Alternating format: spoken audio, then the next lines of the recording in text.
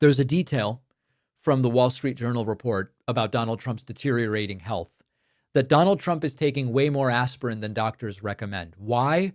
Because he likes it and because he's superstitious. Now, we've talked about regimens of aspirin before, and increasingly, the medical community is not recommending an aspirin regimen for many people of Donald Trump's health and age status.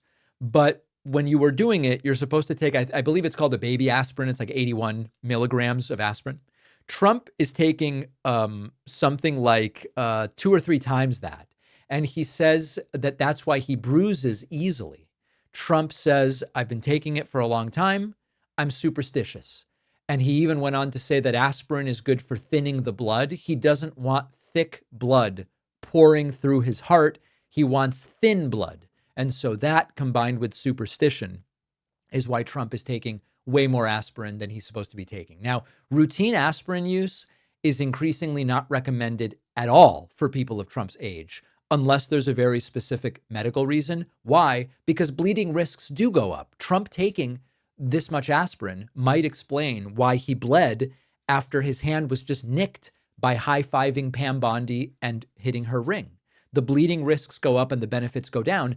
So that's why it's typically not recommended that people like Trump be taking so much aspirin. And yet Donald Trump keeps taking it. Remember, Trump knows more than everybody. During COVID, he knew more than the epidemiologists and the pulmonologists and the virologists and the doctors. And as far as his own health is concerned, Donald Trump, I guess, knows more as well. Now, when he was asked, why don't you switch? His only real explanation is superstition. And the part that then comes is just stunning. This idea of Trump imagining thick blood going through his heart rather than thin blood. The imagery of it makes him go and take a whole bunch of aspirin. Now, remember that this is the guy who claims he's in perfect health, who gets visibly angry anytime somebody raises a question about his age, who treats basic medical guidance as optional if it conflicts with his gut feeling. So the takeaway for me from the aspirin story is less about, wow, Trump's taking a lot of aspirin and that's not so good. It's that Trump dismisses even his own doctors. He ignores updated guidance about aspirin regimens. He acknowledges that superstition rather than evidence is why he is taking as much aspirin as he's taking. And he says it proudly. It's a window into how Trump makes decisions. And I think it applies to how he makes decisions about everything. Stubborn, emotional, what feels right instead of what experts say actually makes sense. And he brings this mindset to trade, put tariffs on everybody. He brings this to foreign policy. Let's give Putin a bunch of Ukraine and I'm going to go in and kidnap Nicolas Maduro. He brings this attitude to national security. I've always done it this way, and this is my gut feeling, becomes the justification for everything. And when doctors go, sir, that's no longer recommended.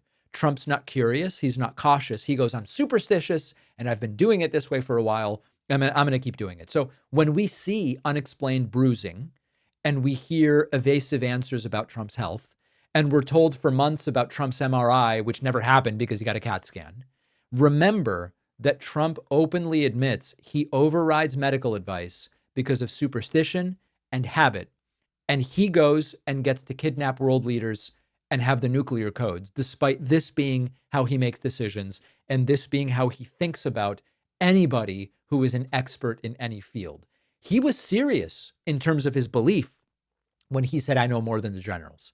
He thinks he knows more than his own doctors, and that should terrify every single one of us.